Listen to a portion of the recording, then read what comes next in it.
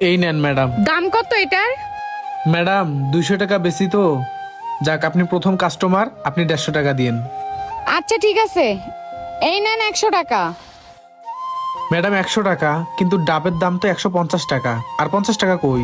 ভাইয়া আমার কাছে তো 50 টাকা ভাঙতি নাই, আর টাকাও আনি নাই, আপনি এই টাকাটা রেখে দেন। বুঝলাম না, এটা আবার কেমন টাকা? ম্যাডাম এইটা কি? এটা কি নতুন টাকা বের হইছে? আর এটা কি আমাদের বাংলাদেশি টাকা নতুন বের হইছে নাকি? আমি তো এটা আগে কখনো দেখি নাই।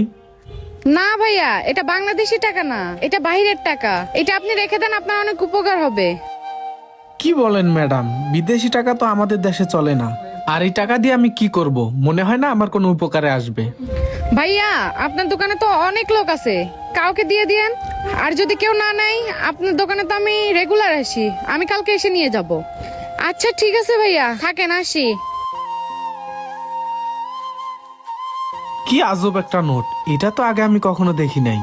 যাই হোক, যদি না চলে ম্যাডাম আসলে ম্যাডামকে দিয়ে দেব। স্যার এই নেন 50 টাকা। কত হয়েছে আমার বিল? স্যার আপনার বিল হয়েছে 150 টাকা, আপনি 200 টাকার নোট দিছিলেন না, এখানে 50 টাকা আছে, এটা আপনাকে দিলাম। আরে কি ব্যাপার, এই টাকা আবার ওনার কাছে কিভাবে আসলো? এই, এটা তো আমাদের দেশের টাকা না, এটা তো বাইরের কান্ট্রির টাকা। এই টাকা দিয়ে আমি কি করব?